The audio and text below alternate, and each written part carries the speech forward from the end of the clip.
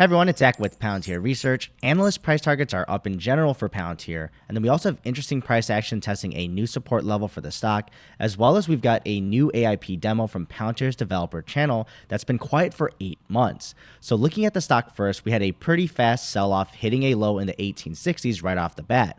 But alongside the broader indices that basically stayed flat, the market seemed to have liked this price point for Palantir and have the stock roaring back up to a green candle for the day as of this recording. So in the short term, for at least a couple of weeks, this mid $19 range may act as a resistant point. So if we get into a narrow range here between 19 and then the high 19s, we'll see how the daily candles play out for the rest of the week. Now onto the main news today. On the Palantir Developers YouTube channel, we have the speaker Chad, who is an architect at Palantir, and he discusses Palantir's artificial intelligence platform, or AIP, and its integration with enterprise ecosystems. So Chad describes a cooking show kind of demo where he shows the end product first and then builds it up step by step, where the demo involves a workshop app using Palantir's low-code or no-code offering.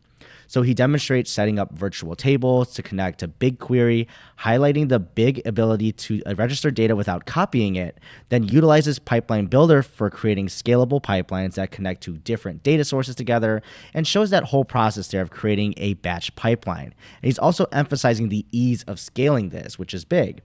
Then he explains the concept of text embeddings and their importance in semantic search, which is done through demonstrating the creation of an ontology object, and then he linked it to virtual tables and incorporated text embeddings there. And most importantly, he also explains the significance of semantic search over keyword search through a demonstration, of course, as well, of the creation of a semantic search function using Palantir's tools. And he also takes the chance to showcase AIP logic, which involves language model or LM driven functions for the ontology. So all while focusing on transparency and debugging, which we've seen in the past demos, and I've explained is a huge value for artificial intelligence deployment today in its infancy.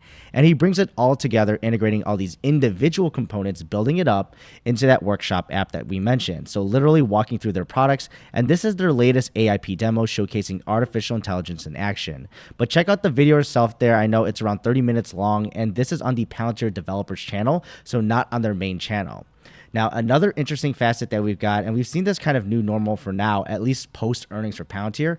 Haley, another big Palantir content creator, posted on X, so please give her a follow there, posted this interesting factoid that the average one-year price target now for Palantir is around $15.74, which is almost a 9% increase from those estimates just based on October 31st, 2023, so basically a month ago.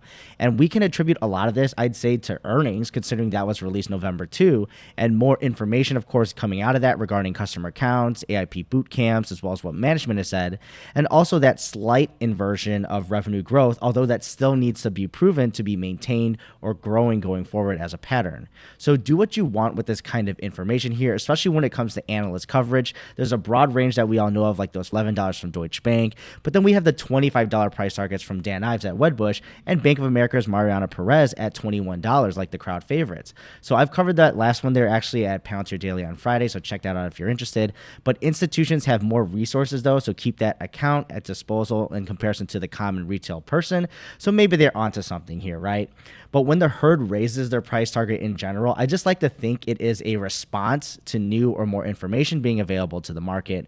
And they've decided to see less risk possibly, but I won't make them my own buy or sell targets, especially since I'm not thinking in a one-year price target kind of way. But thanks for tuning into this information today for Palantir Daily, and I'll see you in the next one.